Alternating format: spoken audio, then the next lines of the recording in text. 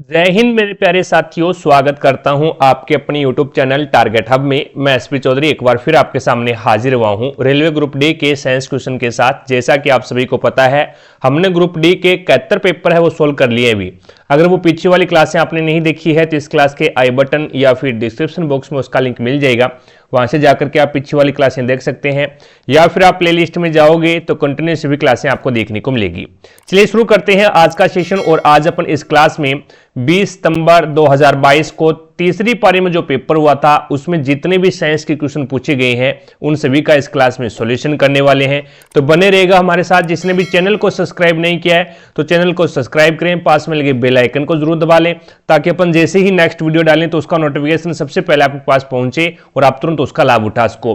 रही बात पीडीएफ की, तो क्लासों की पीडीएफ और प्रीवियस ईयर के पेपर की पीडीएफ है वो आपको टारगेट हब एप्लीकेशन पे मिल जाएगा। और टारगेट हब एप्लीकेशन का लिंक डिस्क्रिप्शन बॉक्स में दे रखा है, तो वहां से जाकर के आप एप्लीकेशन को डाउनलोड कीजिएगा और प्रत्येक क्लास की पीडीएफ और प्रीवियस ईयर के पेपर की पीडीएफ है वो आपको इसी एप्लीकेशन के माध्यम से मिलेगी। रही बात टेस्ट सीरीज की, तो हमने ग्रुप डी के लिए दो तरह की टेस्ट सीरीज शुरू कर रखी है अभी। एक आपको स्पेशल साइंस की टेस्ट सीरीज देखने को मिलेगी जिसके अंदर आपको 1000+ क्वेश्चन देखने को मिलेंगे, जो कि सारे के सारे क्वेश्चन वो प्रीवियस ईयर के रहेंगे। और एक हमने कंप्लीट ग्रुप डी की टेस्ट सीरीज शुरू कर रखी है जिसके अंदर आपको प्रत्येक टेस्ट के अंदर 100 क्वेश्चन देखने को मिलेगा और प्रत्येक टेस्ट है वो एक प्रीवियस ईयर का पेपर रहेगा। तो अपनी तैयारी को बेहतर बनाने के लिए आप आज से ही टेस्ट सीरीज ज्वाइन कर सकते हैं। चलिए शुरू करते हैं आज का सेशन। और पहला क्वेश्चन देखो भी आपके सामने है इस प्रकार से। अब इस क्वेश्चन में आपको बताना है भी प्रकाश संश्लेषण के दौरान कितने जल के प्रकाश संश्लेषण के दौरान से जल के 6 अणु बनते हैं। तो कितने जल के अणु से जल के 6 अणु बनते हैं प्रकाश संश्लेषण के दौरान। तो यहां पे प्रकाश संश्लेषण की क्रिया अपन करवाते हैं। तो प्रकाश संश्लेषण की क्रिया, अब क्रिया लिखेंगे तो उसमें हमें क्या है, कार्बन डाइऑक्साइड की आवश्यकता होती है। तो ये लो CO2 कार्बन डाइऑक्साइड की आवश्यकता होती है, प्लस में H2O यानी जल की आवश्यकता होती है और प्रकाश की आवश्यकता होती है। ये लो प्रकाश की आवश्यकता होगी और क्या बनेगा C6H12O6 यानी आपका ग्लूकोज बन गया और प्लस में 6 जल के अणु बनाने हैं भी आपको, तो 6H2O और प्लस में आपके पास में बन जाएगा। और यहां पे ऑक्सीजन भी बनती है अभी अपने लिए, ऑक्सीजन भी रिलीज करते हैं, तो ये आपका 6O2 ऑक्सीजन बन गया। ठीक है, अब इसके अंदर देखो भी यहां पे इस अभिक्रिया को संतुलित करना, आपको अभिक्रिया को संतुलित करना है। तो सबसे पहले आपको यहां पे देख लेते हैं भी कार्बन आपके पास में कितने हैं। तो कार्बन इसमें देखो भी यहां पे 6 2 12 कार्बन यहां पे है और 12 कार्बन आपके यहां पे है और 12 और 12 कितने हो गए, 24 कार्बन हो गए।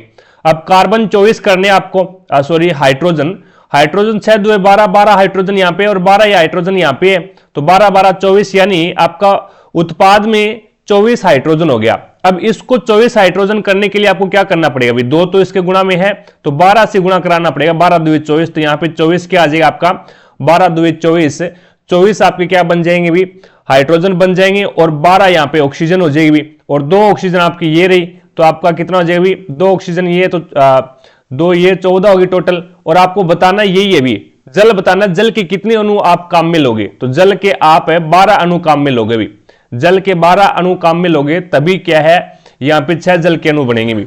ठीक है, तो इस प्रकार से संतुलित करके देख लेना भी आप, इट्स ओके। तो इसमें आपका राइट आंसर क्या हो जाएगा, 2 नंबर ऑप्शन है वो बिल्कुल राइट आंसर हो जाएगा। तो 12 से गुणा करोगे ना आप, 12 से गुणा करोगे तो ये आपका हो जाएगा 24 और 24 ही आपके हाइड्रोजन है वो इधर है भी, और बाकी कार्बन 6 है, यहाँ पे 6 कार्बन है तो मैं 6 से गुणा कर दूं, तो 6 से गुणा करूंगा तो यहां पे 6 कार्बन हो गए और ऑक्सीजन कितने हो गए, 6 2 12 ऑक्सीजन ये है और 12 ऑक्सीजन आपके यहां पे है, 12 12 24 ऑक्सीजन हो गए।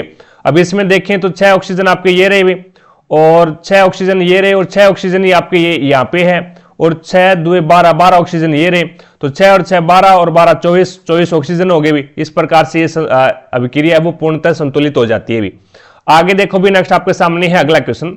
अब इसके अंदर आपको बताना भी जब प्रकाश अभिलंब के अनुदिश आपतित होता है और हवा से होते हुए जल में प्रवेश करता है तो प्रकाश की दिशा होती है। अब देखो भी अभिलंब के अनुदिश आपतित होगा ना भी, इस प्रकार से नॉर्मल के अनुदिश इस प्रकार से आपतित होगा तो उसमें कोई भी विचलन नहीं होगा भी, कोई भी विचलन नहीं होगा अगर अभिलंब के अनुदिश आता है। अनुदिश का मतलब होता है अभिलंब जिस दिशा में होता है उसी दिशा में क्या है प्रकाश की किरण आ रही है इस प्रकार से। तो ये प्रकाश की किरण आ रही है, तो ये क्या है, कोई भी इसमें बदलाव नहीं होगा इसकी स्पीड के अंदर, और ये क्या है, डायरेक्ट है। वो ये आपका विरल माध्यम है, ये हवा है, ये आपकी वायु है, और ये आपका जल है, तो जल संघन माध्यम है। और जल संघन माध्यम है तो ये संघन के अंदर है, वो इसकी प्रकाश की चाल कम होनी चाहिए थी, लेकिन प्रकाश की चाल कम नहीं होगी। क्यों नहीं होगी? क्योंकि ये क्या है, अभिलंब के अनुदिश आ रहा है अभी। तो यहां पे सीमा पर जल में प्रवेश करने से पहले बदल जाएगी नहीं, जल में प्रवेश करने के बाद बदल जाएगी, या फिर में कोई परिवर्तन नहीं होगा। तो इसके अंदर है वो कोई परिवर्तन नहीं होगा अभी, उसकी चाल में, उसकी दिशा में कोई भी परिवर्तन नहीं होगा अभी, यानी प्रकाश की दिशा में कोई परिवर्तन नहीं होगा अभी, प्रकाश की दिशा में कोई परिवर्तन नहीं होगा। अगर ये अभिलंब के अनुदिश नहीं आती तो उसकी दिशा के अंदर है वो चेंज आ जाता भी जैसे अभिलंब के अनुदिश नहीं आती, इस प्रकार से आती है, तो ये क्या है, अभिलंब की ओर झुक जाती भी है, अभिलंब की ओर झुक जाती है। संघन माध्यम में प्रकाश की चाल है वो कम होती है भी, और कम होती है तो वो अभिलंब की ओर झुक जाती है। और विरल माध्यम में प्रकाश की चाल है वो अधिक होती है, जिसके कारण है वो क्या है, अभिलंब से दूर हटती है भी। आगे देखो भी, नेक्स्ट आपके सामने है अगला क्वेश्चन। अब इसमें बताना भी जब प्रकाश, ये दोबारा आ गया भी 24 नंबर क्वेश्चन, 24 ऊपर है, हाँ दोबारा आ गया, चलो कोई दिक्कत नहीं है। आगे देखो नेक्स्ट क्वेश्चन आपके सामने। मान लीजिए कि एक दंत चिकित्सक एक गोलीय दर्पण का उपयोग करता है और जिसके द्वारा 5 गुना आवर्धित सीधा प्रतिबिंब बन सकता है। 5 गुना आवर्धित सीधा, अब यहां पे नाम दे दिया आपको सीधा, देख लो, सीधा प्रतिबिंब बन सकता है। वक्रता त्रिज्या को वस्तु की दूरी डी नोट के पदों में आपको दर्शाना है। अब 5 गुना आवर्धित और सीधा प्रतिबिंब बनता है, सीधा हमेशा आभासी होता है भी, तो यहां पे आपके पास में जो आवर्धन है यानी मैग्निफिकेशन है वो पॉजिटिव है भी, 5 पॉजिटिव है, यानी आपका यहां पे वास्तविक प्रतिबिंब बन रहा है। और दंत चिकित्सक है वो कौन सा दर्पण यूज करते हैं भी, तो दंत चिकित्सक है वो अवतल दर्पण यूज करते हैं भी, अवतल दर्पण यूज कर रहे हैं। अब यहां पे एक मैग्निफिकेशन बराबर होता है, m बराबर होता है -v अपॉन में u होता है भी, तो यहां से आप m का मान रख दो 5 बराबर में -v अपॉन में माइनस का u रख दो भी, माइनस का u रख दो, तो माइनस से माइनस कैंसिल हो जाएगा और आपके पास में v का मान कितना आ जाएगा, तो v का मान आपके पास में आ जाएगा 5u, माइनस का प्लस का 5u आ जाएगा। अब बोलोगे सर आपने यहां पे माइनस क्यों लिया भी, हमने माइनस है वो इसीलिए लिया भी, आपको पता है भी v पॉजिटिव कब आ सकता है, v है वो पॉजिटिव कब आ सकता है भी, यहां से इसने बोला भी आवर्तित यानी सीधा प्रतिबिंब, एक प्रकार से थोड़ा सा सोच के अंदर रखो, अपने दिमाग के अंदर रखो भी, सीधा प्रतिबिंब बन रहा है, आभासी प्रतिबिंब बनेगा तो आभासी प्रतिबिंब दर्पण के किस साइड में बन सकता है, आभासी प्रतिबिंब अवतल दर्पण के पीछे की ओर बनता है भी, यानी दर्पण में आभासी प्रतिबिंब दर्पण के पीछे बनते हैं और पीछे सारी की सारी दूरियां पॉजिटिव के अंदर कैलकुलेट करते हैं भी, पॉजिटिव के अंदर कैलकुलेट करते हैं, तभी v का मान है वो पॉजिटिव आएगा। v क्या होता है, v होता है प्रतिबिंब की दूरी, v प्रतिबिंब की दूरी है जो कि दाईं ओर है, और दाईं ओर सारी की सारी दूरियां कैलकुलेट करते हैं नेगेटिव में। और आपका u होता है वो होता है वस्तु की दूरी, और वस्तु है वो बाईं ओर होती है भी, वस्तु बाईं ओर होती है, बाईं ओर है वो अपन क्या करते हैं, बाईं ओर सारी की सारी दूरियां कैलकुलेट करते हैं नेगेटिव के अंदर, ठीक है। तो यहां पे v का मान 5u आ गया। अब दर्पण फॉर्मूला लगा दो, 1/f बराबर क्या हो जाएगा, 1/v प्लस में 1/u, 1/v प्लस में 1/u। और यहां से अगर आप v का मान नहीं रखोगे ना, v का मान है वो नेगेटिव नहीं रखोगे तो ये पॉजिटिव आ जाएगा भी, ये मान है वो पॉजिटिव आ जाएगा, आंसर तो इतना ही आएगा लेकिन पॉजिटिव आ जाएगा। अब आपको देखना पड़ेगा अभी, अवतल दर्पण के अंदर फोकस दूरी नेगेटिव होती है, फोकस दूरी नेगेटिव होती है तो उसकी वक्रता त्रिज्या भी क्या होगी, नेगेटिव होगी भी, ठीक है। तो यहां पे ये दर्पण फॉर्मूला हो गया। अब इसके अंदर 1/f बराबर क्या हो जाएगा आपके पास में, तो 1/f बराबर v का मान कितना 5u है, तो ये हो जाएगा 1/5u। और उसके बाद में u है वो आप नेगेटिव में लोगे, u है वो आपका नेगेटिव में हो जाएगा भी, तो यहां पे आपके पास में 1/u, ठीक है। अब इसका एलसीएम कितना आ जाएगा, 5u इसका एलसीएम आ गया भी, 5u एलसीएम आ गया, तो ये 5u से 5u कट गया भी आपका, ठीक है। और उसके बाद में u से u कट गया, और ये आपके पास में कितना बच गया, तो ये आपके पास में बचेगा 4u, 5u बचेगा यहाँ पे, यानी u से u कट गया, 5 आ गया। अब ये मान है आपका 1/f का, आपको चाहिए f का मान, तो f बराबर क्या हो जाएगा, तो f बराबर आपके पास में हो जाएगा 5u अपॉन में 4, यानी वो भी किसका, माइनस का, ये f का मान आ गया भी, माइनस का 5 और प्लस का 1 है तो यहां पे माइनस का 4 बचेगा, और f का मान चाहिए आपको, तो इस आगे वाली संख्या को आपने चेंज किया भी, 1/f होता है उसको F के अंदर कन्वर्ट किया तो यहां पे ये वाली संख्या भी पलट जाएगी। तो यहां पे F का मान आपके पास में कितना आ गया, 5u माइनस में 4 आ गया। अभी अब आपको ज्ञात क्या करना है, अब आपको ज्ञात करना है वक्रता त्रिज्या। अब फोकस दूरी की दुगनी दूरी होती है वक्रता त्रिज्या, तो फोकस दूरी को यानी r बराबर क्या होता है, 2f होता है। भी r बराबर 2f होता है तो इसको 2 से गुणा कर दो। भी 2 से गुणा करेंगे तो ये आपकी क्या आ जाएगी, वक्रता त्रिज्या बन जाएगी। तो r बराबर आपके पास में कितना आ जाएगा, 5u अपॉन में 4 इंटू 2। तो इसको काट दो, 2 एकम 2 और 2 दुआ 4। तो ये आपके पास में r कितना आ जाएगा, तो r आ जाएगा आपको 5/2u। ठीक है, 5/2u और वो भी क्या है, माइनस में आएगा।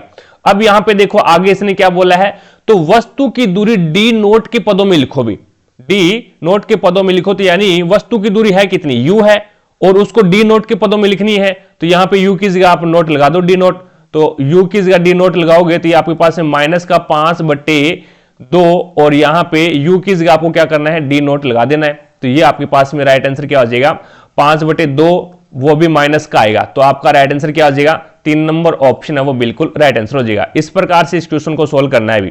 ठीक है, आगे देखो नेक्स्ट आपके सामने है।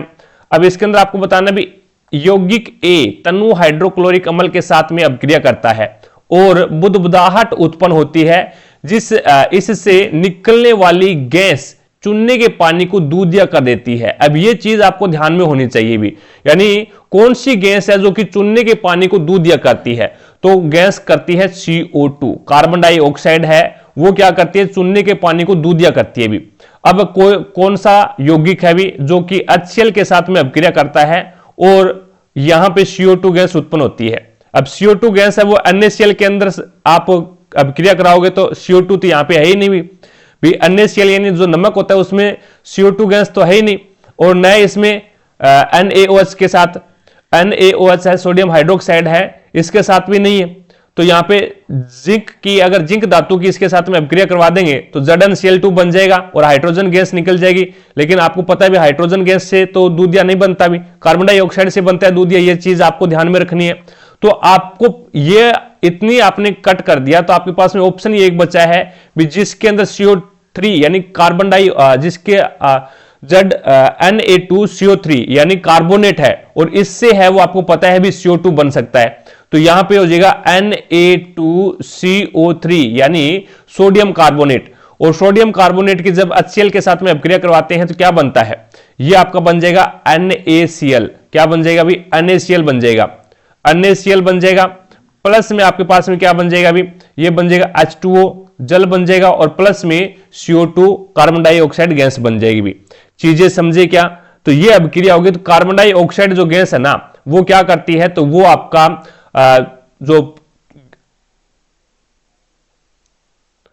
चुनने के पानी को क्या कर देगी, ये दूधिया कर देगी भी। ठीक है, तो यहां पे यौगिक ए क्या है, तो यौगिक ए है वो आपका Na2CO3 है, सोडियम कार्बोनेट है, जिसके साथ में 10 जल के अणु मिलाने पर ये क्या बन जाता है, वाशिंग सोडा बन जाता है भी। ठीक है, तो यहां पे आपका राइट आंसर क्या हो जाएगा, वो हो जाएगा 2 नंबर ऑप्शन। चीजें समझे क्या, NaOH होता है सोडियम हाइड्रोक्साइड, और सोडियम हाइड्रोक्साइड की जब HCl के साथ में अभिक्रिया करवाते हैं, सोडियम हाइड्रोक्साइड है ये आपका क्या है, सोडियम हाइड्रोक्साइड है वो परबल क्षार है, और HCl है हाइड्रोक्लोरिक अम्ल है, ये क्या है, ये भी परबल अम्ल है। तो परबल अम्ल और परबल क्षार की जब अभिक्रिया करवाते हैं तो उदासीनीकरण अभिक्रिया बनती है भी, और उदासीनीकरण अभिक्रिया के अंदर है वो लवण प्लस में जल बनता है भी, लवण प्लस में जल बनता है। ये चीजें आपको ध्यान में रखना है। आगे देखो भी नेक्स्ट आपके सामने है। अब इसके अंदर आपको बताना है भी, सुमेलित करना है। गलनांक दे रखा है और आपको यौगिक दे रखा है भी, तो यहां पे सुमेलित करना है भी। तो NaCl का सोडियम क्लोराइड का जो गलनांक है वो कितना होता है भी, तो वो होता है आपका 1074 केल्विन होता है भी। NaCl का गलनांक कितना होता है, 1074 होता है। और CaCl2 कैल्शियम क्लोराइड का गलनांक है वो कितना होता है, 1045 होता है भी। और कैल्शियम ऑक्साइड, जिसे क्या बोलते हैं भी, कैल्शियम ऑक्साइड को क्या बोलते हैं, बिना बुझा हुआ चूना बोलते हैं भी। तो इसका जो गलनांक है वो कितना हो जाएगा, 2850 हो जाएगा। ये NCERT के अंदर ये दे रखा है भी, आंकड़ा आपको याद रखना पड़ेगा। NaCl का 1074 और कैल्शियम क्लोराइड का 1045 और CaO कैल्शियम ऑक्साइड जिसे बिना बुझा हुआ चूना बोलते हैं, जिसका गलनांक है वो 2850 होता है भी, ठीक है, मेल्टिंग पॉइंट जिसे बोलते हैं। आगे देखो भी नेक्स्ट आपके सामने है। अब इसमें 3 नंबर ऑप्शन है वो आपका बिल्कुल राइट आंसर हो जाएगा। आगे देखिएगा, अब इसमें बताना भी पराग कण को वर्तिकाग्र पर स्थानांतरित करने के बाद सबसे पहले उसका क्या होता है। परागकण है, परागकण क्या होते हैं भी, परागकण है वो इसकी तुलना है वो अपन नर के शुक्राणुओं से कर सकते हैं भी। यानी कहने का मतलब ये भी पुष्प का जो नर जनन तंत्र, पुष्प के शुक्राणु बोल सकते हैं भी एक प्रकार से अपन, ठीक है। तो परागकण है वो वर्तिकाग्र पर आएंगे तो इस प्रकार से ये देखो भी यहां पे ये इस प्रकार से होता है आपका पुष्प का मादा जनन तंत्र, इस प्रकार से होता है भी, ठीक है। और ये आपका क्या है, वर्तिकाग्र है, ये भाग है वो वर्तिकाग्र हो जाएगा भी, वर्तिकाग्र, ये वर्तिकाग्र हो गया, ये आपका वर्तिका हो जाएगा, ये आपका वर्तिका हो जाएगा, और ये है वो अंडाशय हो जाएगा भी, जहां पे फर्टिलाइजेशन होता है ये अंडाशय हो जाएगा, ठीक है। अब इसके अंदर जो परागकण आएंगे ना वो पहले वर्तिकाग्र पर यहां पे आएंगे भी, पहले यहां पे आएंगे, और यहां पे आने के बाद में एक प्रकार से यहां से बीजांड को स्थानांतरित यानी बीजांड तक स्थानांतरित करने पर, यानी ये जो परागकण आए हैं इन परागकणों को कहां तक पहुंचाना है, तो इन परागकणों को अंडाशय तक पहुंचाना है भी, अंडाशय के अंदर है वो बीजांड है, अब इस तक पहुंचाना है आपको, तो इस तक पहुंचाना है तो एक नलिका का निर्माण होगा भी, एक नलिका का निर्माण होगा। तो यह नाभिक को बीजांड में स्थानांतरित करने के लिए एक नलिका विकसित करता है भी, नाभिक को बीजांड में स्थानांतरित करने के लिए एक क्या करेगा, नलिका का विकास करेगा, ताकि इससे है वो परागकणों को क्या है आगे पहुंचा सके भी।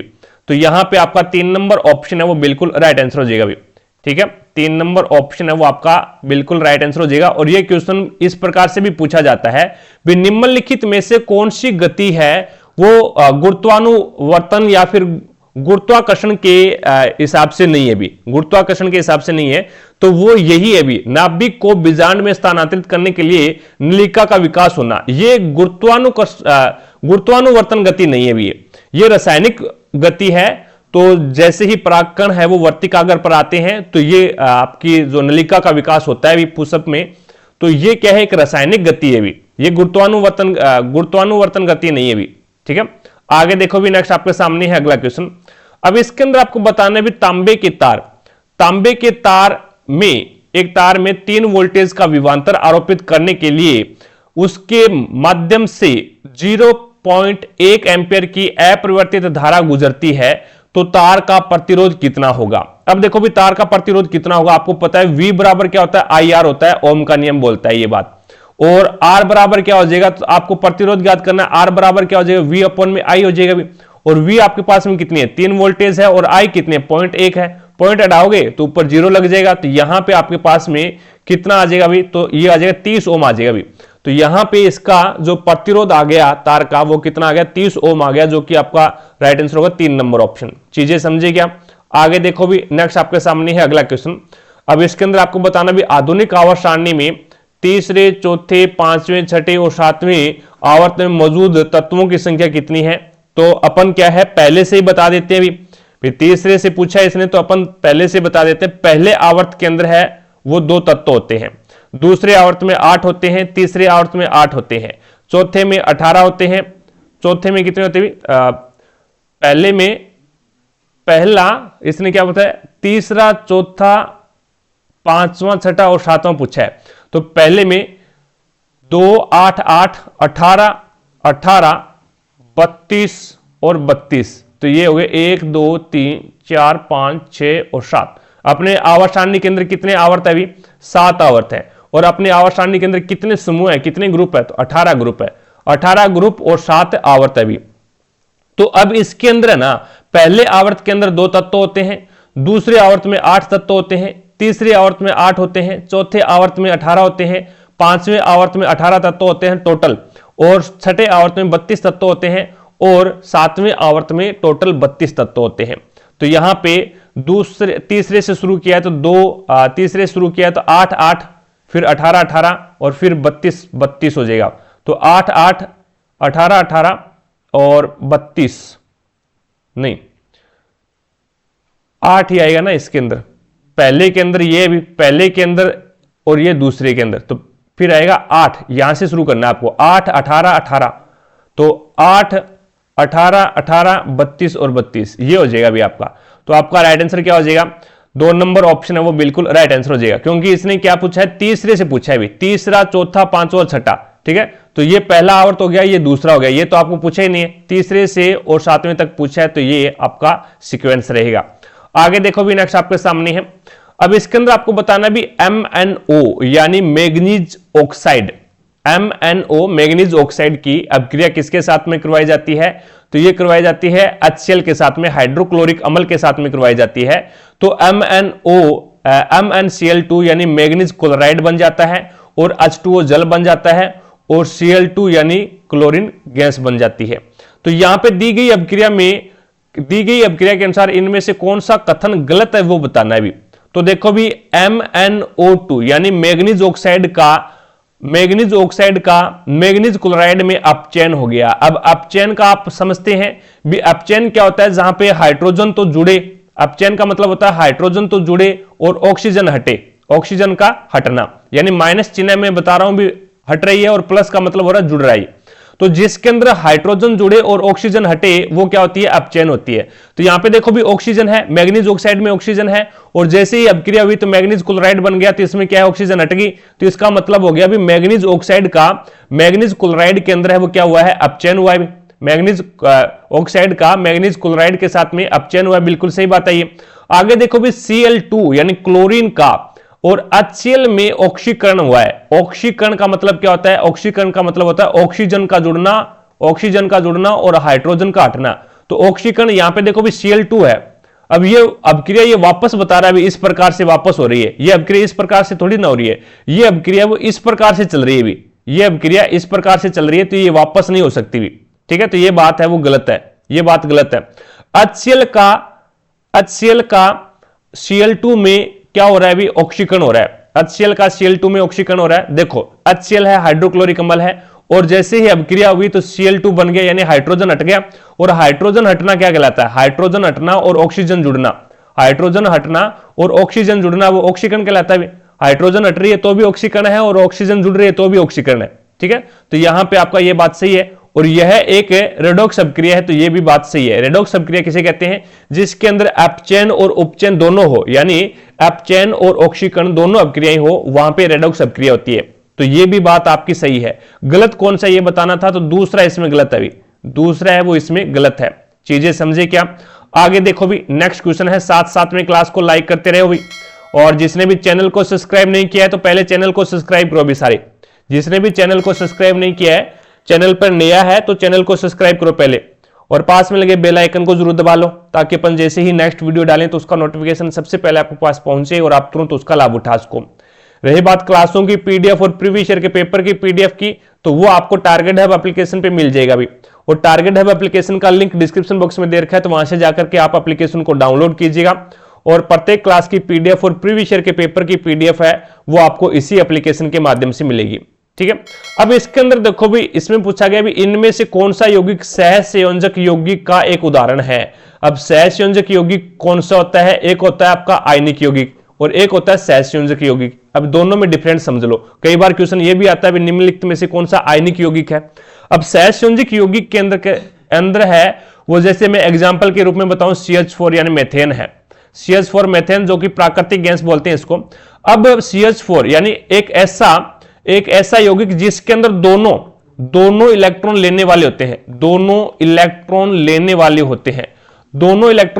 होते हैं, तो वहां पे इलेक्ट्रॉनों की क्या होती है? साझेदारी होती है, साझेदारी होती है। दोनों इलेक्ट्रॉन लेने वाले होते हैं, देने वाला कोई नहीं होता, सारे लेने वाले होते हैं। जैसे कार्बन है, अब कार्बन को अपना हाथ पूरा करना है, तो कार्बन के बाहरी ऑर्बिट में 4 इलेक्ट्रॉन है, कार्बन के बाहरी ऑर्बिट में 4 इलेक्ट्रॉन है, और इसको अपना अष्टक पूरा करने के लिए 4 इलेक्ट्रॉनों की साझेदारी करनी पड़ेगी, 4 इलेक्ट्रॉनों की साझेदारी करनी पड़ेगी। तो ये 4 हाइड्रोजन के साथ में साझेदारी करता है, 4 हाइड्रोजन के साथ में साझेदारी करता है और हाइड्रोजन को अपना अष्टक पूरा करने के लिए क्या करना पड़ेगा अभी, एक इलेक्ट्रॉन ग्रहण करना पड़ेगा, क्योंकि इसके बाहरी ऑर्बिट में एक इलेक्ट्रॉन है अभी।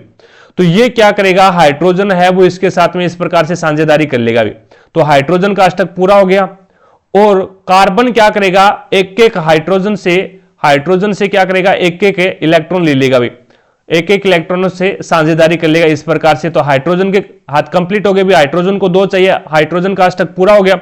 और अब इसके अंदर है वो कार्बन को अपना अष्टक पूरा करना है, तो कार्बन है वो इन सभी के साथ में एक एक हाइड्रोजन के साथ में क्या करेगा, अपना एक एक इलेक्ट्रॉन साझेदारी की है। तो इस प्रकार से हाइड्रोजन के भी अष्टक पूरा हो गया। तो कहने का मतलब क्या है, यहां पे दोनों इलेक्ट्रॉन लेने वाले होते हैं, देने वाला कोई नहीं होता। और ये क्या करते हैं, साझेदारी, इलेक्ट्रॉनों की साझेदारी से बने होते हैं भी। और एक प्रकार से यहां से अपन NaCl उठाते हैं, NaCl यानी सोडियम क्लोराइड साधारण नमक है। अब आयनिक यौगिक क्या होता है, आयनिक यौगिक का एग्जांपल मैं आपको बता दूं NaCl है। जैसे आयनिक यौगिक के अंदर एक तो इलेक्ट्रॉन लेने वाला होता है और एक इलेक्ट्रॉन है वो देने वाला होता है, एक देने वाला है, यानी एक तो लेने वाला है और एक इसमें देने वाला है। तो यहां पे क्या होता है, यहां पे इलेक्ट्रॉन सोडियम तो देगा, इलेक्ट्रॉन सोडियम तो एक त्यागेगा भी, एक इलेक्ट्रॉन त्यागेगा और एक इलेक्ट्रॉन ही क्या है, क्लोरीन ग्रहण करेगा। तो उसे क्या बोलते हैं, आयनिक यौगिक बोलते हैं। तो इसके अंदर NaCl के अंदर क्या है, NaCl के अंदर है वो सोडियम एक इलेक्ट्रॉन त्याग रहा है और क्लोरीन है वो एक इलेक्ट्रॉन ग्रहण कर रहा है। तभी क्या है, सोडियम के ऊपर प्लस चार्ज होता है और क्लोरीन के ऊपर है वो नेगेटिव चार्ज होता है भी। इसी प्रकार से MgCl2 यानी मैग्नीशियम क्लोराइड, मैग्नीशियम क्लोराइड में जो मैग्नीशियम है वो 2 इलेक्ट्रॉन का त्याग कर रहा है भी, इसीलिए यहां पे 2 क्लोरीन की आवश्यकता होगी भी। यहां पे क्या है, 2 क्लोरीन है, तो ये प्रत्येक क्लोरीन है वो एक इलेक्ट्रॉन का ग्रहण करेगा, प्रत्येक क्लोरीन एक इलेक्ट्रॉन ग्रहण करेगा, तभी क्या है ये MgCl2 हो गया। और यहां पे CaO यानी कैल्शियम ऑक्साइड, जिसे बिना बुझा हुआ चूना बोलते हैं। तो जो कैल्शियम है वो 2 इलेक्ट्रॉन का त्याग करता है भी, कैल्शियम 2 इलेक्ट्रॉन का त्याग करता है। और यहां पे कैल्शियम इलेक्ट्रॉन का त्याग कर रहा है और ऑक्सीजन को क्या है, इलेक्ट्रॉन की आवश्यकता है। तो यहां पे कैल्शियम है तो वो तो क्या करेगा, इलेक्ट्रॉन का त्याग करेगा, तभी उस पर पॉजिटिव चार्ज है। और ऑक्सीजन है वो यहां पे 2 की फॉर्म में है, कैल्शियम भी 2 की फॉर्म में है और ऑक्सीजन भी क्या है 2 नेगेटिव की फॉर्म में है, तो कैल्शियम ऑक्साइड बन गया। तो यहां पे ऑक्सीजन भी क्या करेगा, इलेक्ट्रॉन ग्रहण करेगा, ऑक्सीजन इलेक्ट्रॉन ग्रहण करेगा और कैल्शियम है वो इलेक्ट्रॉन का त्याग कर रहा है भी। तो कैल्शियम इलेक्ट्रॉन दे रहा है और ऑक्सीजन ग्रहण कर रहा है, बच गया क्या, P2O5 बच गया अभी। तो ये आपका फास्फोरस पेंटॉक्साइड बनता है अभी, P2O5 है, ये फास्फोरस पेंटॉक्साइड बनता है। तो इसके अंदर ऑक्सीजन है, अब ऑक्सीजन है आपके पास में, तो यहां पे ऑक्सीजन कितने भी 5 है और फास्फोरस कितने 2 है। अब फास्फोरस कितने नंबर पे आता है, फास्फोरस 15 नंबर पे आता है, फास्फोरस है वो 15 नंबर पे आता है। तो पहले ऑर्बिट में 2 इलेक्ट्रॉन, दूसरे ऑर्बिट में 8 इलेक्ट्रॉन और तीसरे ऑर्बिट में 5 इलेक्ट्रॉन आ जाएंगे। तो कहने का मतलब ये है भी, ये 5 का त्याग करे या फिर 3 ग्रहण कर ले। तो अष्टक पूरा करने के लिए 5 का त्याग करेगा तो क्या ज्यादा ऑक्सीजन की आवश्यकता, ज्यादा ऊर्जा की आवश्यकता होगी। तो ये क्या करेगा, 5 त्यागने की बजाय ये 3 ग्रहण कर लेगा भी। तो यहां पे फास्फोरस को क्या है, प्रत्येक फास्फोरस को 3 इलेक्ट्रॉन की आवश्यकता है। और ऑक्सीजन 8 नंबर पे आता है, ऑक्सीजन 8 नंबर पे आता है, तो प्रत्येक ऑक्सीजन को 2 इलेक्ट्रॉन ग्रहण करने की आवश्यकता है। तो कहने का मतलब फास्फोरस भी यहां पे ग्रहण कर रहा है और ऑक्सीजन भी यहां पे ग्रहण कर रहा है, तो दोनों इलेक्ट्रॉन ग्रहण करने वाले हैं। और मैंने क्या बताया था, दोनों जब इलेक्ट्रॉन ग्रहण करने वाले हैं तो वहां पे सहसंयोजक यौगिक होता है भी। तो यहां पे फास्फोरस पेंटॉक्साइड के अंदर है वो क्या है, सहसंयोजक यौगिक है। बाकी सारे के अंदर इलेक्ट्रॉन एक दे रहा है और एक ले रहा है, तो यहां पे क्या है, बाकी सभी में क्या है, आयनिक यौगिक है भी।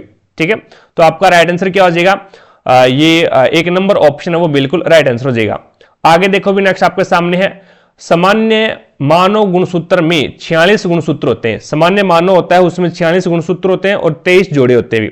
ठीक है, 23 जोड़े के रूप में 23 होते हैं और वैसे 46 होते हैं। जबकि जनन कोशिकाओं में होते हैं, जनन कोशिकाओं में कितने गुणसूत्र होते हैं, जनन कोशिकाओं में 23 गुणसूत्र होते हैं। सर ऐसा क्यों? अब ऐसा ये है भी, जनन कोशिकाएं हैं तो वो जनन कोशिकाएं, जो जनन करने वाली कोशिकाएं हैं उसमें 23 ही होता है और 23 गुणसूत्र है वो माता से मिल जाएंगे और 23 ही गुणसूत्र है वो पिता से मिल जाएंगे।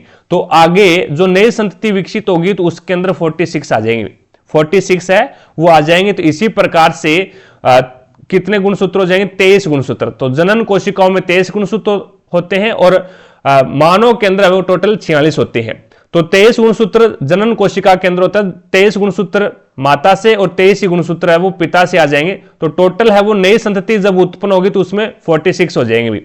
आगे देखो भी नेक्स्ट आपके सामने है, तो इसके अंदर है वो आपका 2 नंबर ऑप्शन है वो बिल्कुल राइट आंसर हो जाएगा। आगे देखो भी, अब इसमें बताना भी एक त्रिकोणीय कांच के प्रिज्म में होते हैं। एक त्रिकोणीय कांच होता है, जैसे इस प्रकार से हमने एक त्रिकोणीय कांच बनाया।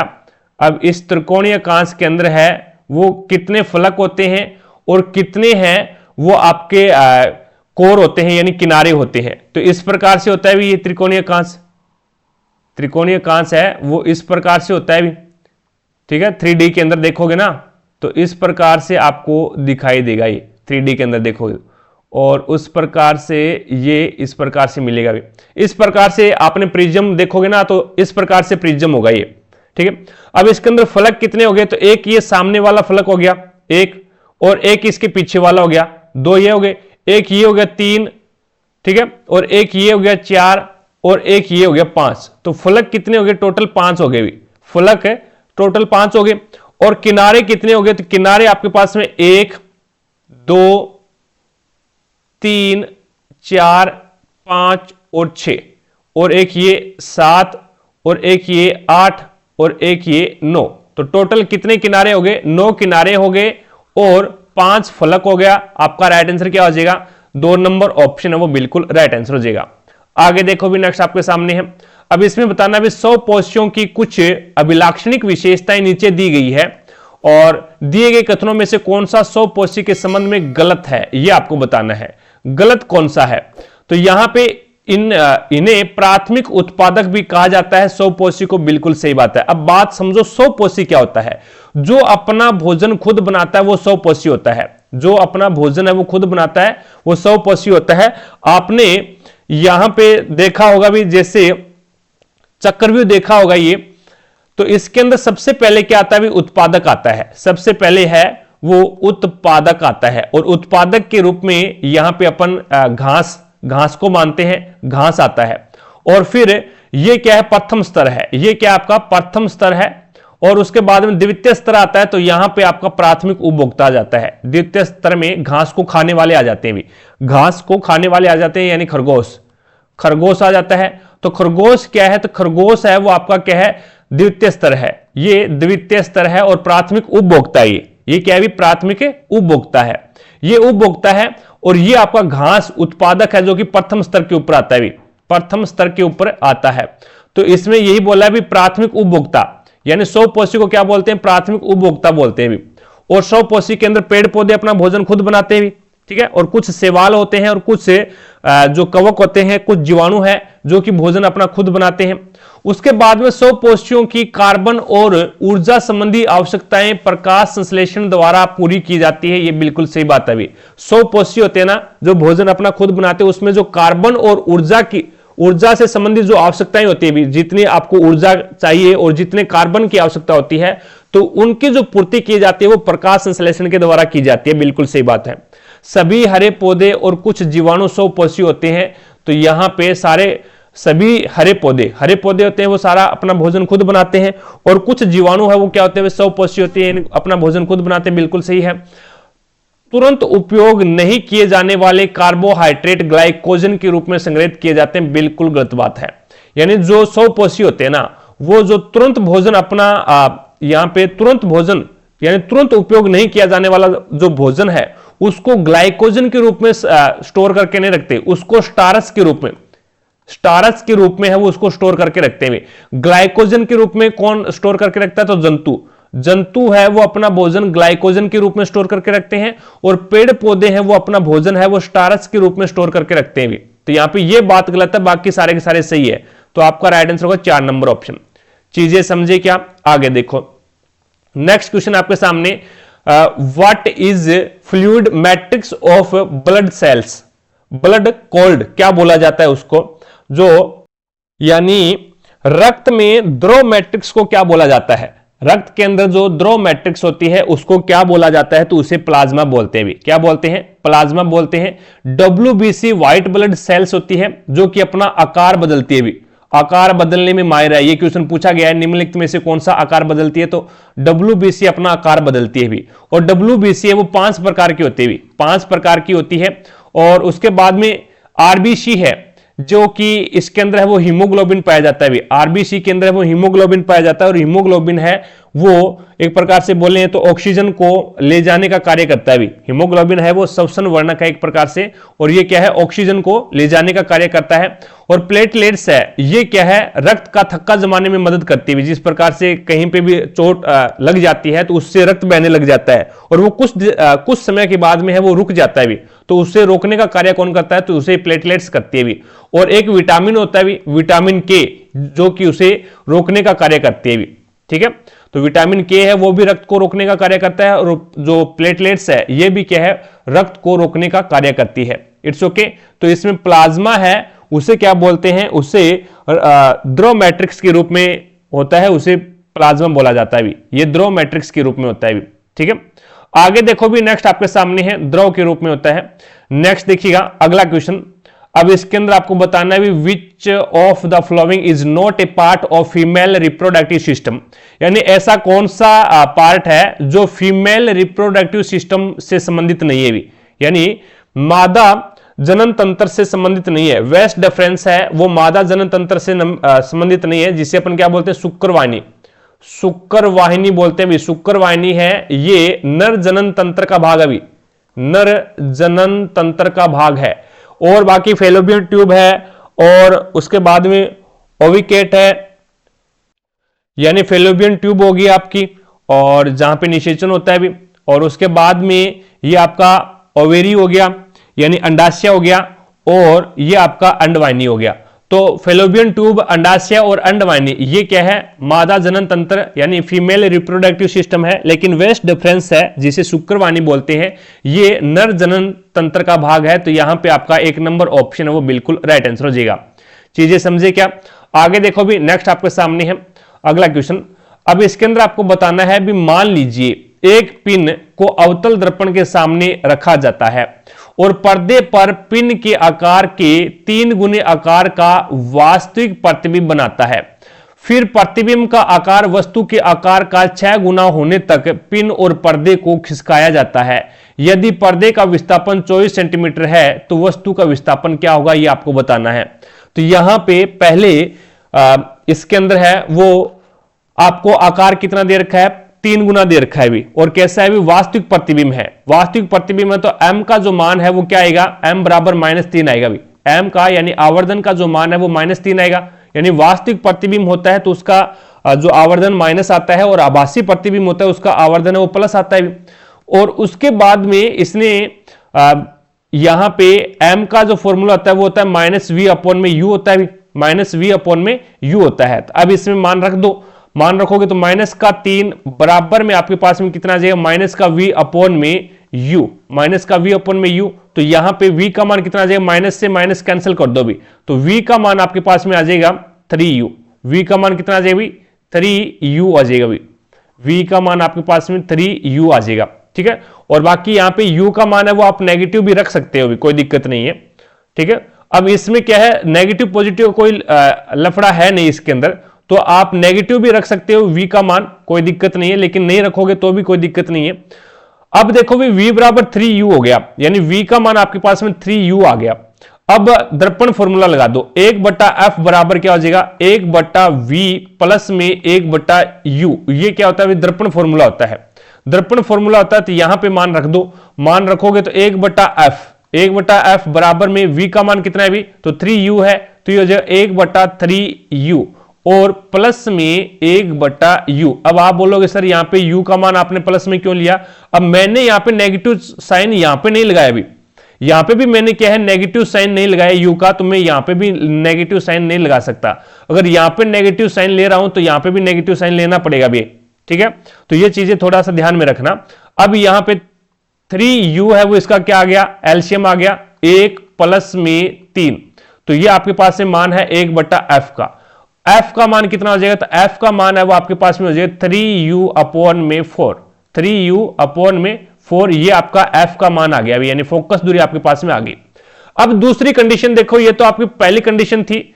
अब दूसरी कंडीशन के अंदर वो क्या बोल रहा है, दूसरी कंडीशन के अंदर बोल रहा है फिर प्रतिबिंब का आकार वस्तु के आकार का 6 गुना होने तक पिन और पर्दे को खिसकाया जाता है, पिन और पर्दे को खिसकाया जाता है। और यहां पे पर्दे का विस्थापन आपको दे दिया 24 सेंटीमीटर है, पर्दे का विस्थापन 24 सेंटीमीटर है, तो इसके अंदर 6 गुना आकार कर दिया, तो आवर्धन कितना आ गया, m बराबर आपके पास में -6 आ गया। ठीक है, अब -6 बराबर में आपके पास में, अब देखो यहां पे थोड़ा सा इसको इस प्रकार से करते हैं भी, पहले आपके पास में जो पर्दे का विस्थापन था, पर्दा था वो v दूरी के ऊपर था भी, और v का मान आपके पास में 3u है।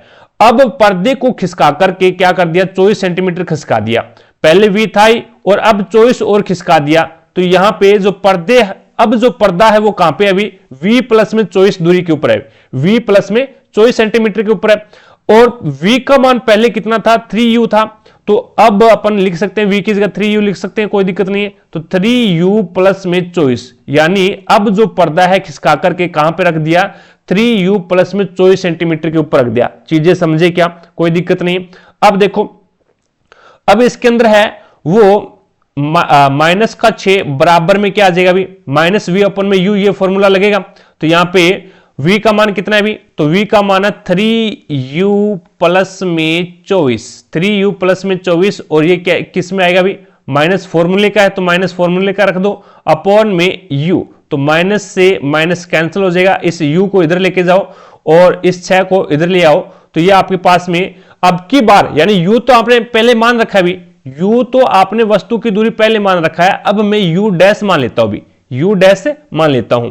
अब ये 6 इधर भाग में आ जाएगा, तो ये हो जाएगा आपके पास में u डैश बराबर कितना हो जाएगा, तो ये u डैश बराबर हो जाएगा 3u प्लस में 24 अपॉन में 6, ये आपका u डैश का मान आ गया। अब सर ये क्या खिचड़ी चल रही है, थोड़ा सा डायग्राम के द्वारा मैं आपको समझाता हूं, यहां पे डायग्राम समझो भी। ये क्वेश्चन एक बार पहले भी आया हुआ है, जो कि लगभग 2-3 पेपर पहले आया था भी। अब आपके पास में क्या है, अवतल दर्पण है इस प्रकार से, और ये क्या है आपका मुख्य एक्स है। ठीक है, अवतल दर्पण है, वही आपका वास्तविक प्रतिबिंब बनाता है। अब ये मान लो भी यहां पे फोकस है आपका, और यहां पे क्या है, वक्रता केंद्र है। अब आपको ये तो पता ही होगा कि ये इसका ध्रुव है O। अब ये तो पता ही होगा भी आभासी प्रतिबिंब अवतल दर्पण कहां पे बनाता है, अवतल दर्पण में फोकस और ध्रुव के बीच में जब वस्तु को रखेंगे इस एरिया के अंदर, यहां से लेकर के और यहां तक, इस एरिया के बीच में कहीं पे भी अगर अपन वस्तु को रखेंगे तो आभासी प्रतिबिंब बनेगा। लेकिन अपने पास में वास्तविक प्रतिबिंब बन रहा है, तो इसका मतलब वस्तु को कहां पे रखा गया है। अगर वस्तु को वक्रता केंद्र पे रखेंगे तो इसके समान आकार का प्रतिबिंब बनेगा, लेकिन 3 गुना बन रहा है, उसके बाद में 6 गुना बन रहा है, ये इसने बोला है। तो वस्तु कहां पे होगी, वस्तु वक्रता केंद्र और फोकस के बीच में होगी भी। अब ये मान लो भी वस्तु को यहां पे रख दिया इसने, वस्तु को यहां पे रख दिया, और वस्तु को यहां पे रख दिया तो इसका वास्तविक प्रतिबिंब बनेगा, और वास्तविक प्रतिबिंब ये मान लो भी यहां पे बन रहा है, वास्तविक प्रतिबिंब है वो इसका, ये यहां पे मान लो यहां पे बन रहा है। ठीक है, अब ये वस्तु है वो ये u दूरी पे है, ये क्या है, u दूरी पे है। अब इसने क्या किया, अब तो प्रतिबिंब है वो 3 गुना बन रहा है, वस्तु का 3 गुना बन रहा है। अब वस्तु के प्रतिबिंब को 6 गुना करने के लिए, वस्तु का प्रतिबिंब है वो उसको 6 गुना करेगा, तो क्या करेगा अभी, प्रतिबिंब इस वस्तु को दर्पण की ओर खिसकाएगा, दर्पण की ओर लेके जाएंगे तब प्रतिबिंब बड़ा बनेगा, और 6 गुना करने के लिए इसने ये मान लो भी वस्तु को यहां पे रख दिया, वस्तु को यहां पे कर दिया। अब ये जो दूरी है ना, ये पहले यहां पे था और अब वस्तु है वो यहां पे आ गई, यानी u डैश दूरी के ऊपर आ गई, u डैश दूरी पे आ गई, और उसने जो पर्दा है उस पर्दे को पर्दे पर प्रतिबिंब प्राप्त किया है, तो उस पर्दे को कहां पे खिसकाना पड़ेगा भी, जैसे जैसे वस्तु को आप दर्पण की ओर लेके जाओगे तो आपका जो प्रतिबिंब है वो क्या है, दर्पण से दूर होता जाएगा भी, आपका प्रतिबिंब दर्पण से दूर होता जाएगा। अब पर्दे को उसने क्या है यहां पे लेके आ गया ये पर्दा, और इसके बीच का जो खिसकाया था वो 24 सेंटीमीटर खिसका दिया इसने। पहले कहां था, v दूरी के ऊपर था, और अब उसको क्या है 24 सेंटीमीटर खिसका दिया इसने पर्दे को, ये इसने बोला है भी, ये कंडीशन है। अब ये दूरी आपको ज्ञात करनी है भी, इस वस्तु को यहां से लेकर के और यहां तक कितना खिसकाया है, ये दूरी ज्ञात करनी है आपको। ठीक है, तो यहां से ये डायग्राम बनता है भी। ठीक है, अब तो चीजें समझ में आ गई। अब आपके पास में u, आपने u डैश ये मान रखा है भी, अब वस्तु को u डैश दूरी पे खिसका दिया, यानी इतना खिसका दिया। अब दर्पण फॉर्मूला लगा दो, 1/f बराबर क्या होता है, 1/v प्लस में 1/u। तो यहां पे मान रख दो 1/f बराबर में 1/v का मान कितना है भी, तो v का मान है वो ये रहा 3u प्लस में 24, 3u प्लस में 24। तो यहां पे आपके पास में v का मान रखोगे तो ये हो जाएगा 1/3u प्लस में 24 और प्लस का निशान, और u डैश का मान कितना है, तो u डैश का मान है वो आपके पास में 3u प्लस में 24 और अपॉन में ये 6 नीचे आएगा तो वो ऊपर चला जाएगा भी। अब इसका एलसीएम ले लो, एलसीएम कितना आ रहा है, तो 1/f बराबर इसका एलसीएम आपके पास में आ रहा है 3u प्लस में 24। तो यहां पे क्या बच गया, 1 प्लस में 6, तो ये कितना हो गया 7। तो यहां पे f का मान कितना आ जाएगा, ये तो 1/f का मान है, तो f का मान आपके पास में आ जाएगा 3u प्लस में 24 अपॉन में 7। ये आपके पास में f का मान आ गया अभी। ये किसका मान आ गया, f का मान आ गया, चीजें समझ गए। अब f का मान ये आपके पास में, और f का ही मान आपने पहले निकाला था, f का मान है वो आपने पहले निकाला था। वस्तु की दूरी है वो तो चेंज हो सकती है, कोई दिक्कत नहीं है, वस्तु की दूरी चेंज हो जाएगी, लेकिन फोकस दूरी तो उतनी देगी, फोकस दूरी है वो चेंज थोड़ी ना होगी। तो ये दोनों बराबर है, ये भी f का मान है और ये भी f का मान है, तो दोनों बराबर रख दो। तो ये हो जाएगा 3u अपॉन में क्या भी 4 है और बराबर में 3u प्लस में 24 और अपॉन में क्या है 7 है, वज्र गुणा करवा दो। तो ये हो जाए 3 7 21u और बराबर में ये हो जाए 4 12u, 12u और प्लस में 24 चौके 96। तो यहां पे ये 12u इधर जाएगा तो 9u बचेगा। तो ये हो जाएगा आपके पास में 9u बराबर में 96 और u बराबर में आपके पास में क्या आ जाएगा 96/9, 96/9 आ जाएगा। और अब देखो, अब इसको काट दो 3 से, तो ये आपके पास में कर जाएगा 32 2 96 होता है भी, 32 2 96 और अपॉन में 3 3 9। तो यहां पे ये थोड़ा सा सरलीफिकेशन हो गया, अभी 32 अपॉन में 3 आ गया। अब ये मान किसका आया है, ये मान आपके पास में u का मान आ गया, अभी ये मान आपके पास में u का मान आ गया। अब u का मान है वो u डैश वाले में रख दो, यानी ये u डैश वाला फॉर्मूला है, इसके अंदर u का मान रख दो तो u डैश का मान भी आपके पास में आ जाएगा। तो यहां पे ये हो जाएगा 3 इंटू u का मान कितना है अभी, u का मान कितना है, ये देखो यहां पे u रहा, इस u का मान कितना है, तो ये 32 अपॉन में 3 प्लस में 24 और अपॉन में 6। तो 3 से 3 कट गया, 32 और 24 कितने हो जाएंगे भी, तो ये आपके पास में 32 और 24 है वो 56 अपॉन में 6 आ गया, 56 अपॉन में 6। इसको थोड़ा सा और सरलीकरण कर लो, यानी ये आपका u डैश का मान आ गया। अब u पहले जो आपकी वस्तु थी वो कहां पे थी भी, तो पहले आपकी वस्तु ये u का मान है और ये u डैश का मान है। तो पहले वस्तु आपकी 32.3 पे थी और उसके बाद आपकी दूरी है वो 56.6 पे होगी, 56/6 पे होगी, 56/6 पे होगी।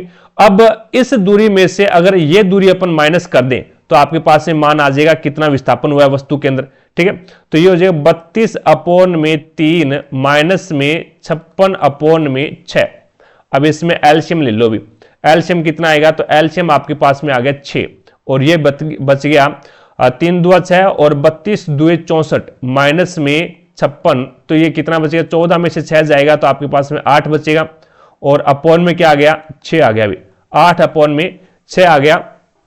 अब यहां पे 8 अपॉन में 6 आ गया तो इसको क्या लिख सकते हैं अपन, 8 अपॉन में 6 को थोड़ा सा और सरलीकरण कर लो तो ये 4/3 कितना आ जाएगा 4/3। तो यहां पे 4/3 है वो आपका राइट आंसर हो जाएगा भाई, 4/3 जो कि 3 नंबर ऑप्शन है वो बिल्कुल 2 नंबर ऑप्शन है वो बिल्कुल राइट आंसर हो जाएगा। यानी ये जो वस्तु में जो विस्थापन हुआ है ये कितने का विस्थापन हुआ है यहाँ पे, तो ये 4/3 का विस्थापन हुआ है अभी, ठीक है। इस प्रकार से क्वेश्चन को सोल्व करना है।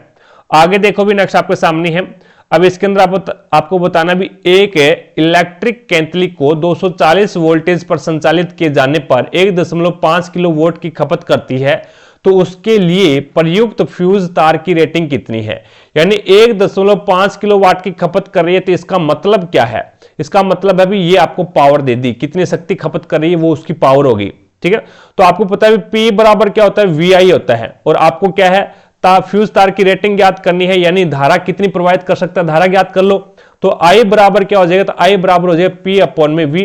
P आपके पास में कितना है 1.5 किलोवाट है। अब किलो हटा दो, किलो हटाओगे तो यहां पे आपको पता है भी 1 किलो के अंदर 1 किलो वाट में कितना वाट होता है, तो 1000 वाट होता है भी। 1 किलो में 1000 वाट होते हैं भी।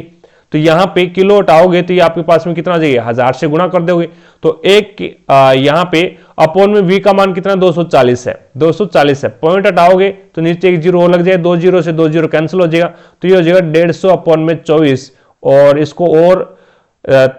इसको काट दो आप, 3 से काट दो, 3 से काटो, 3 5 15 और ये 8 बार कट जाएगा।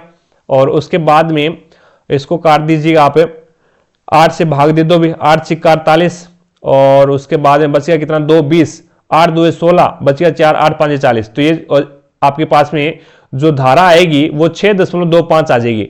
यानी फ्यूज तार है वो 6.25 धारा ही प्रवाहित करेगा भी, 6.25 एम्पियर धारा ही प्रवाहित करेगा। अगर इससे ज्यादा धारा आती है तो फ्यूज तार है वो जल जाएगा भी। तो 4 नंबर ऑप्शन है वो आपका बिल्कुल राइट आंसर हो जाएगा। आगे देखो भी नेक्स्ट आपके सामने है। अब इसके अंदर आपको बताना है भी दी गई अधातुओं को उनकी विद्युत ऋणात्मकता के अनुसार आरोही क्रम में व्यवस्थित कीजिए, उनके परमाणु क्रमांक कोष्टक में दिए गए हैं। अब आपको पता है भी विद्युत ऋणात्मकता किस प्रकार से अपन इसको सेट करेंगे। विद्युत ऋणात्मकता एक होती है विद्युत धनात्मकता और एक होती है विद्युत ऋणात्मकता। यानी जो ज्यादा ऋणात्मक है वो यहां पे एक कम ऋणात्मक है और एक ज्यादा ऋणात्मक है। अब इसके अंदर देखो भी, ये आप जब तत्व देखोगे तो यहां पे आपको पता लगेगा भी कौन से ग्रुप के हैं। ये 16 नंबर ग्रुप के तत्व है भी, सारे के सारे 16 नंबर ग्रुप के तत्व है। तो ओल्ड स्टाइल से टिप्पो ये होता है ऑक्सीजन, सल्फर, सेलुनियम, टेल्यूरियम और पोलोनियम, ये होता है। अब आपको आवर्त सारणी का एक नियम पता होगा भी, जब अपन आवर्त सारणी के अंदर है वो ऊपर से नीचे की ओर जाते हैं, आवर्त सारणी में जब ऊपर से नीचे की ओर जाते हैं तो धात्विक गुण बढ़ता है भी, धात्विक गुण है वो बढ़ेगा, धात्विक गुण बढ़ेगा ऊपर से नीचे जाने पर, ठीक है। और जब अपन आवर्त सारणी में बाएं से दाईं ओर जाते हैं, तो धात्विक गुण है वो क्या है, घटता है भी। धात्विक गुण घटता है तो इसका मतलब धात्विक गुण है, धात्विक गुण घटेगा तो इसका मतलब जो ऋणात्मकता है वो क्या है, बढ़ेगी। और यहां से अपन क्या है ऊपर से नीचे की ओर जा रहे हैं तो इसका मतलब धात्विक गुण बढ़ रहा है। तो धात्विक गुण जब बढ़ रहा है तो इसका मतलब क्या है भी, वहां पे ऋणात्मकता घट रही है भी। तो यहां से सबसे ज्यादा विद्युत ऋणात्मक कौन हो जाएगा, फिर ऑक्सीजन हो जाएगा। नंबर 2 पे कौन आएगा, सल्फर। नंबर 3 पे सेलुनियम, फिर टेल्यूरियम और फिर पोलोनियम। तो यहां पे सबसे कम जो विद्युत ऋणात्मकता है वो किसकी है, टेल्यूरियम की है। टेल्यूरियम, क्योंकि ये नीचे नीचे आ रहा है और नीचे जा रहे हैं तो धात्विक गुण बढ़ेगा, धात्विक गुण बढ़ेगा तो वहां पे ऋणात्मकता है वो घटेगी भी। तो इसीलिए टेल्यूरियम में सबसे कम होगा और ऑक्सीजन में है वो सबसे ज्यादा है, वो क्या होगी, विद्युत ऋणात्मकता होगी भी। तो यहाँ पे पहला ही ऑप्शन सेटिस्फाई करा भी, इसमें सेलुनियम आ गया तो ये नहीं होगा भी, क्योंकि टेल्यूरियम के अंदर है वो सबसे कम ऋणात्मकता होगी भी। तो इसमें आपका 1 नंबर ऑप्शन है वो बिल्कुल राइट आंसर हो जाएगा। चीजें समझे क्या। आगे देखो भी नेक्स्ट आपके सामने है अगला क्वेश्चन। अब इसके अंदर आपको बताना भी, निम्न में से कौन सा कार्बन यौगिक गुड़ के किण्वन से बनता है। गुड़ के किण्वन से, गुड़ का जब किण्वन होता है तब क्या बनता है भी, तब आपका बनता है C2H5OH। और ये भैया क्या है, तो ये आपका हो जाएगा एथेनॉल। और एथेनॉल को क्या बोलते हैं भी, शराब। एथेनॉल को क्या बोलते हैं, शराब बोलते हैं भी। तो गुड़ का किण्वन करके शराब बनाई जाती है, तो यहां पे शराब बनती है, शराब को बोलते हैं C2H5OH यानी एथेनॉल। और एक होती है आपकी मेथेनॉल। एक क्या होती है भी, मेथेनॉल होती है जो कि जहरीली शराब होती है, और एक बूंद भी अगर मनुष्य ग्रहण कर लेता है तो मनुष्य की मौत हो जाती है। तो यहां पे आपका राइट आंसर क्या हो जाएगा, वो हो जाएगा 4 नंबर ऑप्शन। चीजें समझे क्या। आगे देखो भी नेक्स्ट आपके सामने है अगला क्वेश्चन। अब इसके अंदर आपको बताना भी, बेरियम क्लोराइड और एल्युमिनियम सल्फेट के बीच में होने वाली अभिक्रिया में निर्मित उत्पाद का चयन करो। अब बेरियम क्लोराइड आपके पास में क्या होता है, BaCl2, ये होता है बेरियम क्लोराइड। और प्लस में एल्युमिनियम सल्फेट होता है Al2 और SO4 की थ्राइस, ये होता है एल्युमिनियम सल्फेट। कि जब अभिक्रिया करवाई जाती है तो क्या बनता है, ये आपका बन जाएगा AlCl3 यानी एल्युमिनियम क्लोराइड बन जाएगा, और प्लस में BaSO4 बेरियम सल्फेट बन जाएगा। और बेरियम सल्फेट है ये क्या है आपका, ये आपका ठोस है भी, ये क्या है, सॉलिड अवस्था के अंदर ठोस है, ये आपका अवक्षेप है, अवक्षेप है, ये पानी के अंदर घुलनशील नहीं है भी। तो ये एक प्रकार से तो आपकी अभिक्रिया होगी द्रव्य विस्थापन अभिक्रिया, द्रव्य विस्थापन अभिक्रिया होगी, यानी अभिकारकों के बीच में आयनों का आदान प्रदान हो रहा है भी। जो यानी एल्यूमिनियम के साथ में था वो चला गया बेरियम के साथ में, और जो बेरियम के साथ में था वो एल्यूमिनियम के साथ में आ गया। तो अभिकारकों के बीच में आयनों का आदान प्रदान होना द्वितीय विस्थापन अभिक्रिया होती है। और एक प्रकार से देखें तो यहां पे अवक्षेप बन रहा है जो कि अघुलनशील है, यानी सॉलिड अवस्था के अंदर है, तो ये एक क्या है, अवक्षेपण अभिक्रिया भी है। तो यहां पे BaSO4 का जलीय विलयन बनता है, जलीय विलयन नहीं बनता भी, BaSO4 तो पानी में घुलनशील नहीं है, तो ये सॉलिड अवस्था में है। तो ठोस BaSO4 यानी बेरियम सल्फेट बनता है भी, ठोस BaSO4। तो आपका राइट आंसर क्या हो जाएगा, वो हो जाएगा 4 नंबर ऑप्शन है, वो बिल्कुल राइट आंसर हो जाएगा। आगे देखो भी नेक्स्ट आपके सामने है 2 ओम, 3 ओम, 4 ओम, 6 ओम और 12 ओम प्रतिरोध वाले 5 कुंडलियों को संयोजन से प्राप्त होने वाले अधिकतम और न्यूनतम प्रतिरोधों का मान ज्ञात करो। अब आपको यह पता होना चाहिए भी अधिकतम प्रतिरोध किस कंडीशन में आ सकते हैं और न्यूनतम प्रतिरोध है वो किस कंडीशन में आ सकता है। अधिकतम प्रतिरोध है वो जो तुल्य प्रतिरोध अपन ज्ञात करेंगे तो श्रेणी क्रम के अंदर वो अधिकतम प्रतिरोध होता है। और जो समांतर क्रम में है, समांतर क्रम में अगर अपन काउंट करते हैं तो उसमें क्या है, न्यूनतम प्रतिरोध आता है, न्यूनतम प्रतिरोध आता है। ये चीजें आप ध्यान में रखना। अब श्रेणी क्रम के अंदर तो अपन डायरेक्ट जोड़ते हैं भी आर नेट, यानी नेट रेसिस्टेंस किस प्रकार से निकालते हैं, R1 प्लस में R2 प्लस में R3 प्लस में R4 प्लस में R5, इस प्रकार से क्या है निकालते हैं। और जो आपका समांतर क्रम है उसके अंदर जो नेट रेसिस्टेंस है वो इस प्रकार से निकालते हैं, 1/R बराबर क्या हो जाएगा, 1/R1 प्लस में 1/R2 प्लस में 1/R3 प्लस में 1/R4 प्लस में 1/R5, इस प्रकार से इसका निकालते हैं भी। तो यहां से आपके पास में ये तो डायरेक्ट जुड़ेगा श्रेणी क्रम में, तो कितना हो जाएगा, 2 प्लस में 3 प्लस में 4 प्लस में 6 प्लस में 12। तो 12 और 6 18, 18 और 4 22, 22 और 3 25, 25 और 2 कितने हो जाएंगे भी 27। तो यहां पे इसका जो प्रतिरोध आएगा नेट रेसिस्टेंस श्रेणी क्रम के अंदर जो कि अधिकतम होता है 27 आ जाएगा। उसके बाद में इसका निकालेंगे तो ये हो जाएगा 1/2 प्लस में 1/3, 1/3, 1/3 प्लस में 1/4 प्लस में 1/6 और प्लस में 1/12। अब इसका एलसीएम कितना आ जाएगा, 12 आ जाएगा। और 6 दूए 12 प्लस में 3 चौके 12 प्लस में 4 तिया 12 प्लस में 6 दूए 12 और 12 एकम 12। तो यहां पे आपके पास में ये मान है 1/R का, ठीक है।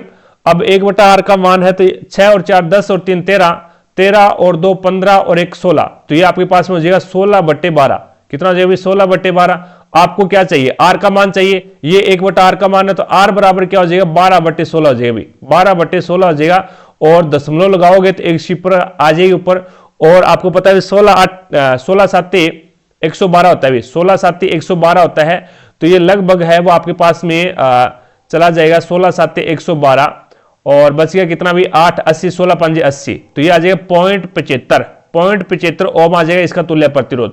तो समांतर क्रम श्रेणी क्रम के अंदर तो 27 ओम आ जाएगा और श्रेणी क्रम के अंदर वो 0.75, जो ये अधिकतम है और ये आपका न्यूनतम है। तो 3 नंबर ऑप्शन है वो आपका बिल्कुल राइट आंसर हो जाएगा। आगे देखो भी नेक्स्ट आपके सामने है अगला क्वेश्चन।